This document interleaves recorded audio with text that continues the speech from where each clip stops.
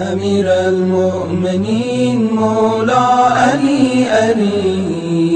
أمير المؤمنين مولا علي اعوذ باللہ من الشیطان الرجیم بسم اللہ الرحمن الرحیم۔ تمام تعریفیں اس پروردگار عالم کے لیے ہے جو عالمین کا پالنے والا ہے۔ درود و سلام ہو محمد و آل محمد علیہ الصلوۃ والسلام پر۔ ناظرین اکرام السلام علیکم ورحمۃ اللہ۔ پروگرام خوشبوئے نہج البلاغہ، آپ سبھی کا ہم استقبال کرتے ہیں اس پروگرام میں۔ پچھلا ایپیسوڈ اگر آپ کو یاد ہو جس میں اس کلمے کی وضاحت ہوئی تھی، تشریح ہوئی تھی کہ جس کے اس کے اعمال پیچھے ہٹا دیں، اس کی خاندانی شرافت اسے آگے نہیں بڑھا سکتی۔ آئیے اس کے آگے ہم بڑھتے ہیں۔ اس کے بعد امام علی علیہ السلام اگر ترتیب دیکھا جائے تو 24 نمبر کا جو کلمہ ہے اس میں ارشاد فرماتے ہیں، بڑے بڑے گناہوں کا کفارہ یہ ہے کہ انسان ستم رسیدہ کی فریاد رسی کرے اور رنج دیدہ انسان کے غم کو دور کرے۔ پھر وہی بات، بظاہر مختصر سی بات ہے، مختصر سا کلمہ ہے، لیکن ہر بار کی طرح یہی کہیں گے، اپنے آپ میں عظیم چیزیں یہ اپنے آپ میں سموئے ہوئے، جس کو انشاءاللہ بھی ہم پیش کرتے ہیں آغا جناب مولانا غلام عباس صاحب کے ذریعے۔ السلام علیکم ورحمۃ اللہ۔ وعلیکم السلام ورحمۃ اللہ وبرکاتہ۔ سبھی جملہ ہمارے ناظرین نے سنا کلمہ جو ہے، اس میں اس بات کی ہم تھوڑا سا اور زیادہ وضاحت ہم چاہیں گے کہ یہاں پہ جو ستم رسیدہ کی فریاد رسی کرو، تو ستم رسیدہ سے مراد کیا ہے اور کس طرح سے ان کی فریاد رسی کی جائے؟ اعوذ باللہ من الشیطان الرجیم، بسم اللہ الرحمن الرحیم۔ الحمد للہ الذی انزل الفرقان علی عبدہ لیکون للعالمین نذیرا، والصلاة علی من جعلہ شاہدا ومبشرا ونذیرا وداعیا الی اللہ بإذنہ وسراجا منیرا، وعلی آلہ الذین ذھب عنہم الرجس اہل البیت وطہرہم تطہیرا، اما بعد۔ جی، کلمات قصار نہج البلاغہ کے سلسلے میں جو گفتگو کا سلسلہ پیش خدمت ہے، آج اس کی انشاءاللہ 24 کلمے کے سلسلے میں گفتگو ہوگی، جو امام علی علیہ السلام نے انسان کے اوپر جو آفتیں آتی ہیں یا انسان جو اپنی زندگی میں گناہ انجام دیتا ہے، جی، تو گناہوں کے نتیجے اور گناہوں کی پاداش تو انسان کو یقیناً ملے گی، اور نیکیوں کا بھی بدلہ اور گناہوں کی سزا مختصر انداز میں صحیح جو قیامت میں ملنے والی سزائیں یا نیکیوں کی جزائیں ہیں وہ تفصیلات کے ساتھ ملیں گی، لیکن دنیا بھی اپنے کیے کا انسان کو وہ سزا سنا دیتی ہے یا ذائقہ چکھا دیتی ہے جو انسان نیکیاں یا گناہوں کے طور پر جن اعمال کو انجام دیتا ہے۔ امام علی علیہ السلام انسان کی گناہوں کی زندگی کے سلسلے میں، جو انسان اپنی زندگی میں گناہ کرتا ہے، ان گناہوں کی مغفرت اور ان گناہوں کے اثرات ختم کرنے کے لیے امام علی علیہ السلام ایک عمدہ طریقہ انسان کی زندگی کے لیے پیش کرتے ہیں، اور وہ یہ ہے کہ انسان مخلوق خدا جو ستم رسیدہ ہیں، جیسے یتیم ہیں یا جن کے پاس کھانے کو نہیں ہے، یا وہ لوگ جو اسکول کی فیس وغیرہ بھر نہیں سکتے، یا وہ مظلوم قسم کے لوگ جن پر بہت زیادہ ظلم کیا جا رہا ہے اور ظلم کی انتہا ہو چکی ہے، ان تمام کی فریاد رسی یعنی ان کی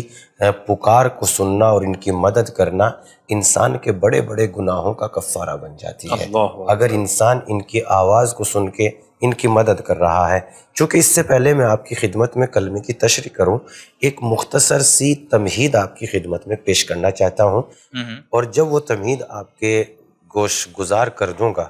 تو انشاءاللہ اس جملے کی وضاحت میں آپ کو لطف بھی بہت آئے گا، اور تمہید میں ہی یہ بات واضح ہو جائے گی کہ امام علی علیہ السلام نے انسان کو کتنا بڑا سبق اور کتنا بڑا درس دیا ہے کہ اگر انسان اپنی گناہوں کا کفارہ ادا کرنا چاہتا ہے اور اللہ کی راہ میں بے گناہ یا بالکل بے داغ پہنچنا چاہتا ہے، تو وہ مخلوق خدا جو ستم رسیدہ ہے، جو کمزور ہے، جن پر پریشان ہے، یتیم ہیں، بیوائیں ہیں، یا وہ معاشرے سے کٹے ہوئے انسان، یا وہ کمزور طبقہ جو مزدوری کر کے اپنی زندگی کو گزارنے پر مجبور ہے، یا یہ جو باتیں آپ بتا رہے ہیں اس میں ایک چیز اور ہمیں سمجھ میں آ رہی، اور ہمیں وہ واقعی بڑے مظلوم لگتے ہیں۔ اچھا خاصا گزر رہی تھی زندگی، ایک بیگ خود اس کے گھر کا جو ایک انسان جس کی وجہ سے ان کی زندگی اچھی گزر رہی تھی، فالج مار دیا ہے، یا ہاتھ کٹ گیا یا پیر کٹ گیا، اب وہ ہے تو زندہ مگر گھر میں پڑا ہوا ہے، ظاہر سی اپاہج ہے، زندہ شرافت بھی ہے کہ منہ کھولنے نہیں دیتی، ظاہر سی بات ہے زندہ ہونے کے باوجود بھی زندہ نہیں ہے،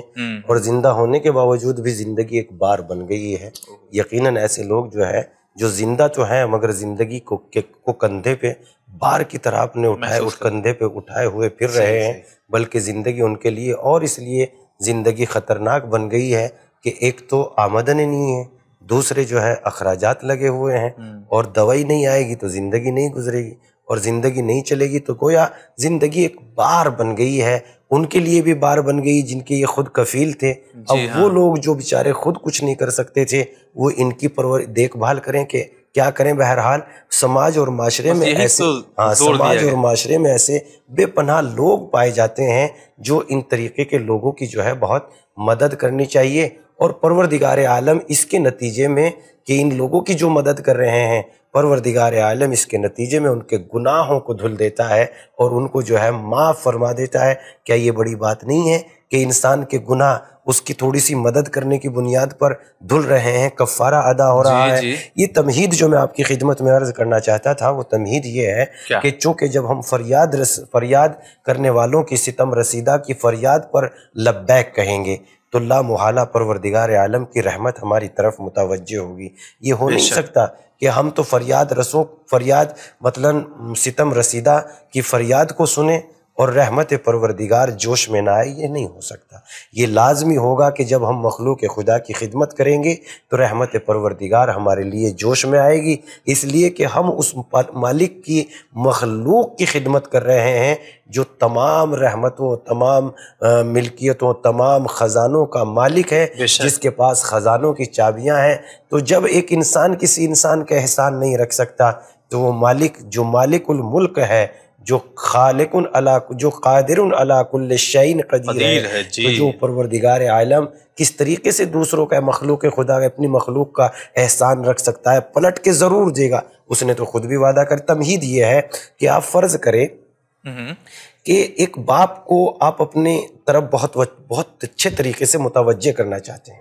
اچھا تو اس کا بہترین طریقہ یہ ہے کہ اس کے بچوں کو آپ دوست رکھیے، اس کے بچوں کی خدمت کیجیے۔ یہ آسان ذریعہ ہے، بہت آسان ذریعہ ہے۔ باپ بالکل بہت آسان طریقے سے آپ کی طرف متوجہ ہو جائے گا، نہ کسی مثلا سورس کی ضرورت ہے، نہ کسی سفارش کی ضرورت ہے، نہ ہدیوں کی ضرورت ہے، بس آپ اس کے بچوں کو عزیز رکھیے بس۔ یہ چیز تو دیکھی گئی ہے معاشرے میں۔ جب بچے کو آپ عزیز رکھیں گے تو آپ خود بخود باپ کے لیے عزیز بن جائیں گے۔ بس اسی طریقے سے میں یہاں یہ کہنا چاہتا ہوں کہ جس طریقے سے ایک باپ کی ملاقات اور اس سے قربت حاصل کرنے کے لیے بچوں کی محبت کی بنیاد پر باپ ہم سے محبت کرنے لگتا ہے، اسی طریقے سے جب بندہ ستم رسیدہ کی فریاد کو پہنچتا ہے تو مالک خالق اپنی مخلوق کے ناطے اپنے اس بندے سے قریب ہوتا چلا جاتا ہے اور بندے پہ بہت بے پناہ لطف و احسان اور کرم کرنے لگتا ہے۔ لہذا امام نے کیا فرمایا؟ من کفارات الذنوب العظام اغاث الملہوف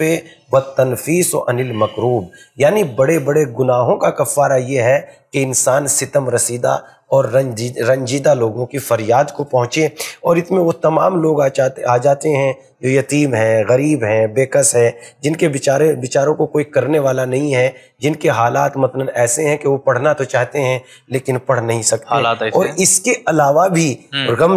زدہ لوگوں کی فریاد رسی پہنچنے کے طریقے، اے کاش کہ خدا کی قسم ہم امام علی علیہ السلام کی زندگی سے کچھ سیکھ لیتے اور امام علی علیہ السلام کی زندگی کو ہم یہاں پر جگہ نہیں دیتے بلکہ اپنے کیریکٹر، اپنے کردار، اپنے اعمال میں ہم جگہ دیتے، تو امام علیہ السلام جو ہے ستم رسیدہ کی فریاد کس طریقے سے کرتے تھے اور امام کس طریقے سے لوگوں کے مال کا تحفظ کرتے تھے، لوگوں کے مال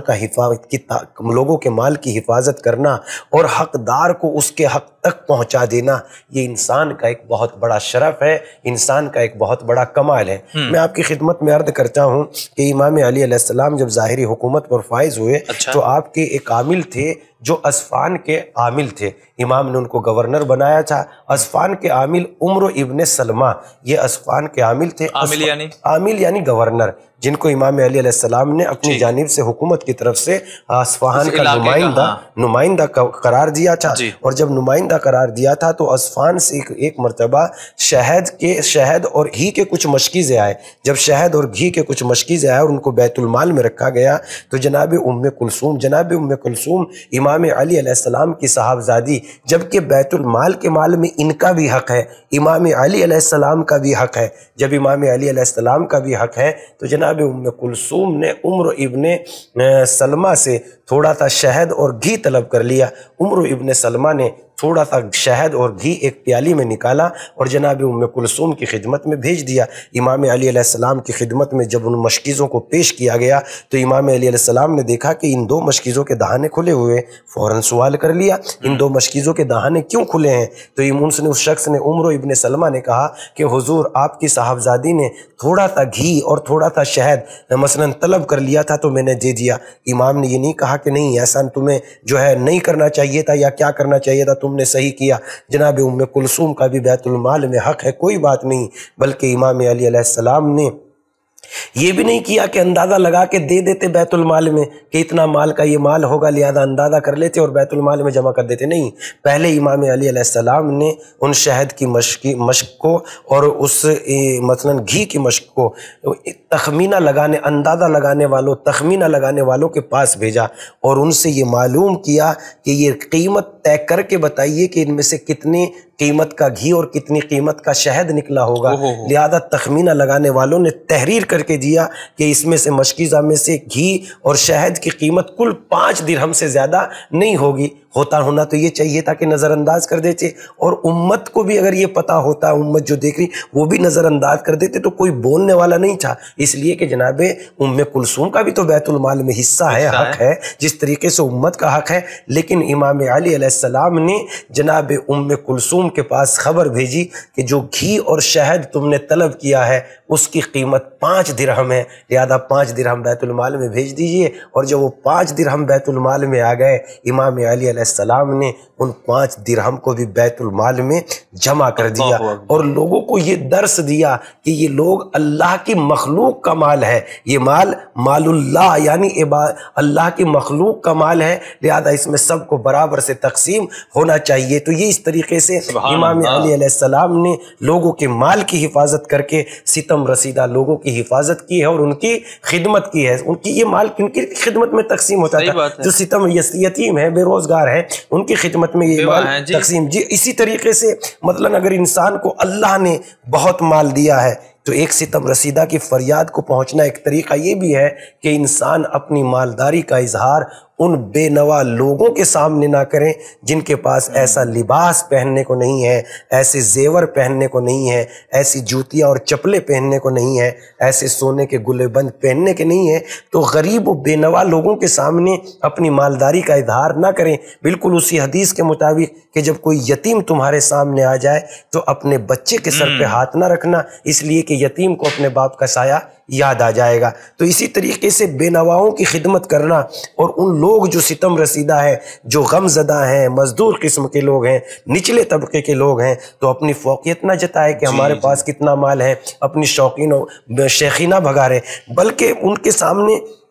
ایسا ہی اظہار کرے جیسا مثلا جس انداز کے وہ لیول کی زندگی گزار رہے ہیں۔ میں آپ کی خدمت میں عرض کرتا ہوں کہ امام علی علیہ السلام کی صاحبزادی بیت المال میں دیکھا کہ ایک موتیوں کی مالا بہت خوبصورت، کوئی ایک خاص پروگرام تھا جس میں جناب ام کلثوم نے اپنے بیت المال کے انچارج سے کہا کہ یہ موتیوں کی مالا آپ مجھے دے دیجئے، لہذا میں آپ کو عاریتاً چند دنوں کے بعد واپس کر دوں گی۔ تو جناب ام کلثوم کے گلے میں امام علی علیہ السلام نے جب وہ موتیوں کی مالا دیکھی تو ایک مرتبہ امام علی علیہ السلام نے معلوم کیا، بیٹا یہ تمہارے پاس کہاں سے آئی ہے؟ بابا جان یہ میں نے بیت المال سے عاریتاً یعنی چند دنوں کے لیے عاریتاً حاصل کیا ہے۔ امام علی علیہ السلام نے اس عامل کو معلوم کر لیا، تمہیں کس نے حق دیا ہے کہ یہ موتیوں کی مالا میری بیٹی کو عاریتاً دے دے؟ اگر اسلام میں عاریتاً دینا جائز نہ ہوتا تو میں تمہیں ضرور بھی ضرور سزا دیتا۔ اور جب جناب ام کلثوم کو مالا پسند آئی تو امام سے ایک مرتبہ کہہ دیا، بابا جان یہ موتیوں کی مالا مجھے دے دیجئے۔ تو امام علی علیہ السلام نے دیکھیے کتنا عظیم جملہ ارشاد فرمایا، اے کاش علی ہماری زندگی میں یہاں نہ ہوتے، یہاں ہوتے۔ اگر علی ہماری زندگی میں یہاں ہوتے تو سماج میں، معاشرے میں امام علی علیہ السلام کی جو عظمت و اہمیت ہے وہ اندازہ ہوتا کہ جن کے چاہنے والوں کے کردار یہ ہیں، یقیناً ان کا کردار ہونا ہی ایسا چاہیے، اس لیے کہ یہ امیر المومنین علی ابن ابی طالب علیہ السلام کے چاہنے والے ہیں۔ جناب ام کلثوم نے جب یہ کہا کہ بابا جان یہ موتیوں کی مالا مجھے دے دیجئے، ایسے ہی نہیں کہ دے دیجئے آپ بیت المال کے مالک ہیں، اس لیے کہ جناب ام کلثوم کا بھی حق ہے بیت المال میں، تمام امت کا حق ہے، تو جناب ام کلثوم کا بھی حق ہے کہ نہیں ہے؟ جناب امام علی علیہ السلام نے دیکھیے کیا جواب دیا ہے، کتنا عمدہ جواب۔ ہر انسان اگر اس جواب کو سنے تو اندازہ ہوگا کہ امام علی علیہ السلام ستم رسیدہ لوگوں کی فریاد کو کیسے پہنچتے تھے۔ امام علی علیہ السلام نے فرمایا، بیٹا جب میں ہر اللہ کی اطاعت کرنے والی عورت کے گلے میں ایسی موتیوں کی مالا نہیں دیکھ لوں گا تب تک میں آپ کو یہ موتیوں کی مالا عطا نہیں کر سکتا، نہیں دے سکتا۔ دیکھیے یہ انسان یعنی یہ امام نے بتایا کہ ان لوگوں کے لیول کی زندگی گزاریں کہ جو مثلاً ستم رسیدہ ہے، غم زدہ ہیں، جن کی زندگی کا لیول بہت پست ہے، بہت کمزور ہے، تاکہ ان کو سکون حاصل ہو جائے کہ ہمارے وقت کے امام کے بھی زندگی گزارنے کا طرز زندگی یہی ہے۔ اس طریقے سے بھی ستم رسیدہ کی مدد کو پہنچا جا سکتا ہے۔ میں آپ کی خدمت میں اور عرض کرتا ہوں کہ امام علی علیہ السلام ستم رسیدہ کا کس طریقے سے خیال رکھتے ہیں۔ ایک مرتبہ شہد کی مشکیزیں امام علی علیہ السلام کی خدمت میں آئی، امام علی علیہ السلام نے ان شہد کی مشکیزوں کو یتیم کے سامنے رکھ دیا اور یتیموں کو ہاتھ میں پیالے دے دیے کہ شہد لو اور کھاتے جاؤ۔ وہ شہد پیالوں میں شہد لیتے بھی تھے، کھاتے بھی جاتے تھے، اور مشکیزے کے دہانوں کو، منہ کو ہاتھوں سے یوں انگلی لگا کے چاٹتے بھی جاتے تھے۔ اور امام علی علیہ السلام ان کو دیکھ رہے ہیں مگر خاموش کھڑے ہوئے ہیں، نہ ان کو ٹوک رہے ہیں نہ کچھ کہہ رہے ہیں۔ لوگوں نے اعتراض کیا کہ یہ بچے شہد کس طریقے سے کھا رہے ہیں اور امیر المومنین دیکھ بھی رہے ہیں۔ امام علی علیہ السلام نے ارشاد فرمایا، یتیم امام یتیموں کا باپ ہوتا ہے، اور جس طریقے سے باپ کو اپنے بیٹے کی ہر حرکت ادا پسند ہوتی ہے، مجھے بھی اسی پدری تقاضے نے رو کے رکھا کہ یہ جس انداز سے کھانا چاہتے ہیں کھائے، اس لیے میں نے ان کو ایسا کرنے سے منع نہیں کیا، اس لیے یہ میرا پدری تقاضا تھا، میں ان کا یتیموں کا باپ ہوں۔ لہٰذا یہ ستم رسیدہ لوگوں کی فریاد کرنے کا ایک اور انداز اور طریقہ میں نے آپ کی خدمت میں عرض کر دیا۔ اب میں اس بات کو ثابت کرتا ہوں کہ جب انسان ستم رسیدہ، بے نوا، فقیر و غریب و غربا لوگوں کی فریاد کو سنتا ہے تو خدا کی قسم رحمت الہی کا اس کی جانب نزول ہو جاتا ہے۔ اگر موت بھی قریب ہے تو موت کو بے نوا لوگوں کی فریاد کو پہنچنا موت کو بھی ختم کر دیتا ہے اور تقدیر الہی کو بدل دیتا ہے۔ اللہ اکبر، کیسے؟ عرض کرتا ہوں، بنی اسرائیل کے زمانے میں ایک بہت ضعیف سن رسیدہ انسان تھا، اس کے یہاں کوئی اولاد پیدا نہیں ہوتی تھی۔ اچھا۔ بنی اسرائیل کے نبیوں میں سے ایک روز 30 سال ہو گئے اسے اللہ کی بارگاہ میں دعا کرتے کرتے، ایک روز وہ اپنے وقت کے نبی کے پاس پہنچا اور کہنے لگا، ہے نبی خدا، میں نے تو بہت دعا کی ہے، ہو سکتا ہے حجت خدا کے وسیلے سے پروردگار عالم آپ کی دعا کی ہوئی میرے بارے میں قبول کر لے، میرے حق میں قبول کر لے، لہذا اے نبی خدا آپ ہی رب کی بارگاہ میں فریاد کیجئے، دعا کیجئے کہ مالک مجھے نسل کے سلسلے، نسل کے چلانے کے سلسلے میں ایک اولاد عطا کر دے، ایک بیٹا عطا کر دے، تاکہ میری نسل خاندانی، نسل زندگی پروان چڑھے، آگے بڑھے۔ نبی خدا نے اس کی استدعا کو قبول کر لیا، التجا کو سن لیا، مالک کی بارگاہ میں دعا کے لیے ہاتھوں کو اٹھا دیا۔ جب دعا کے لیے ہاتھ اٹھائے، اللہ کی جانب سے پیغام آیا فرشتے کے ذریعے، اے نبی خدا ہم اس کو اولاد دے دیں گے، اچھا، لیکن شرط یہ ہوگی کہ جب اس کو ہم بیٹا عطا کریں گے تو، اور جب یہ ان کی شادی کریں گے تو شب زفاف یعنی پہلی رات، شادی کی پہلی رات میں اس نوجوان کا انتقال ہو جائے گا۔ اچھا، اگر انہیں یہ بات منظور ہے تو ہمیں انہیں اولاد دینے میں کوئی مذائقہ نہیں ہے. ہم آپ کی دعا. نبی خدا نے یہ بات آ کے اس بنی اسرائیل کے ضعیف و کمزور بزرگ آدمی کی خدمت میں یہ بات کو بیان کر دیا کہ اللہ کا ارادہ ایسا ہے کہ وہ آپ کو اولاد تو دے گا، بیٹا تو دے گا، لیکن جب وہ جوان ہوگا اور تم اس کی شادی کرو گے تو شادی کی پہلی رات یعنی شب زفاف اس بچے کا انتقال ہو جائے گا. جی ہاں. اس شخص نے کہا کہ میں اپنی زوجہ سے یہ بات بتاؤں، اگر وہ انکار کریں تو کوئی حرج نہیں، اگر وہ ہاں کریں تو میں آپ کی خدمت میں آ کے یہ بات کہہ دوں گا. یہ اپنی زوجہ کے پاس گئے. زوجہ جو اولاد کے غم و ہم و غم میں بے پناہ تڑپ رہی تھی اور اپنی زندگی کو ایک نقصان کے علاوہ کچھ نہیں سمجھ رہی تھی، اس نے کہا کہ دیکھیے ماں کی یہاں ممتا پائی جاتی ہے، اور جب ماں کی ممتا کو مثلا صحیح جواب نہیں دیا جائے گا تو اب یہ ممتا جانوروں کے بچوں پہ بھی قربان ہو سکتی ہے. لہذا ماں کی فطرت میں تو ممتا بھری ہوئی تھی. ماں نے کہا ٹھیک ہے، اگر ایسا ہی اللہ کی مرضی ایسا ہی ہے تو ہمیں کوئی حرج نہیں ہے. اور ہم تو ضعیف ہو گئے، جب وہ بچہ جوان ہوگا پتہ نہیں ہم بچیں گے کہ جئیں گے، لہٰذا ہم اس کا غم دیکھنے کے لیے اس دنیا میں رہیں گے ہی نہیں. اے مثلا شوہر بزرگوار، آپ اس بات کو قبول کر لیجئے کہ اسی شرط کے تحت پروردگار عالم ہمیں بیٹا عطا کرے. ٹھیک ہے. یہ نبی کے پاس گئے، اور جب نبی کے پاس گئے نبی نے کہا ٹھیک ہے. چند دنوں کے بعد پروردگار عالم کی قدرت کاملہ کا اظہار ہوا اور اس کی نعمتوں کا نزول ہوا، اور پروردگار عالم نے اپنے لطف و کرم سے ان کے یہاں بیٹے کی ولادت ہوئی. یہ بہت خوش تھے کہ ان کی زندگی کا صحن زندگی چمک اٹھا تھا، اس لیے کہ جو صحن آج تک بچوں کی کلکاریوں کی آواز سے خاموش تھا آج وہ بچوں کی بہترین کلکاریوں سے گونجنے لگا. اور جب بچے کی بہترین کلکاریاں صحن آنگن میں گونجتی ہے تو ماں باپ کے دل کو بڑا سکون اور بڑا لطف ملتا ہے. لہذا یہ خاموش زندگی میں دوبارہ سے سرسبز و شادابی لوٹ آئی، اور خاموش زندگی میں دوبارہ خوشیاں اپنے آپ میں پھر بھر آئی. لیکن جیسے جیسے دن بیتتے جاتے تھے ویسا ویسا ان کا یہ کھلتا ہوا چہرہ پزمردہ ہوتا جاتا تھا، اور ویسے ویسے یہ سوچتے جاتے تھے کہ جو یہ بچہ جوانی کی جانب بڑھ رہا ہے ویسے ویسے اس کا ہر قدم موت کی جانب بڑھ رہا ہے. ایک دن یہ بچہ جوان ہو گیا. دیکھتے ہوئے گزرتے ہوئے وقتوں کو ٹائم نہیں جاتا، لہذا جب بچہ جوان ہو گیا اس نے ماں باپ سے مطالبہ کیا کہ بھائی فطری تقاضا ہے میری شادی کر دیجئے. لہذا ماں باپ ٹالتے جاتے تھے، اس لیے کہ بچے کو تو نتیجہ معلوم نہیں تھا، ماں باپ کو نتیجہ معلوم تھا. تو جس کو گناہوں کا جتنا نتیجہ معلوم ہوتا ہے